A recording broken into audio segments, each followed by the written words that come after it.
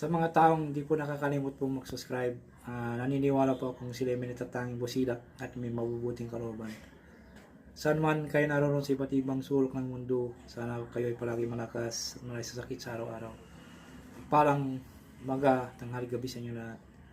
At sa mga ngayon lamang po nakatuklas na aking ginawang YouTube channel, Liwangan ng Pangasinan, sana po ay tumutok po kayo dito at mag-subscribe, mag-like, and share.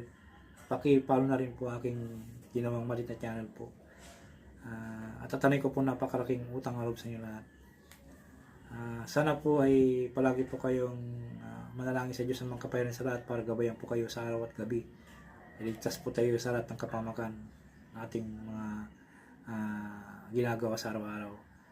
Sana po ay may masiting na nais po at tiwala sa sarili kung mag-usal po kayo ng aking mga binabagong mga orasin po. Ang isishare ko po sa inyo ngayon po na araw na to ay tigal po upang malumpo ang iyong kagalit, upang huwag makalakad po.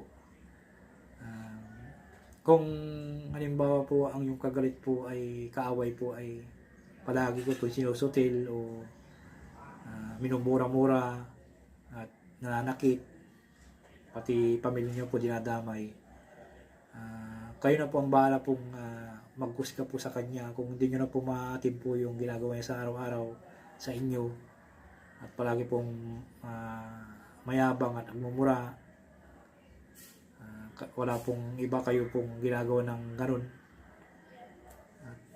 Hindi nyo talaga makaya po yung masikmura po yung ginagawa niya. Gawin nyo na po ito para siya po ay malumpo at hindi makalakad. Pero gamitin nyo lamang po ito sa taong masama.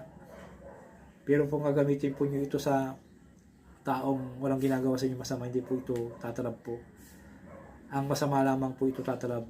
Gawin nyo po lamang po sa kung hindi nyo po napatalab agad po, gawin nyo po sa may masiting nais po.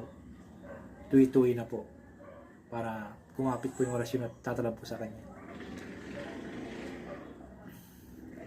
3 beses po salin po sa inyong isipan po at po sa halimbawa po kung medyo malayo po yung tao na inyong gagawin po o makasalubong nyo po, ay gawin nyo po, ititigan nyo na po sa pagitan ng mata, tumutok po kayo dito sa noo, tapos salin nyo po sa isipan po yung orasyon po at sigurado po na hindi po siya makakalakad at marunong po siya. Unti-unti po siya malumpo. Kaya sana po gamitin po sa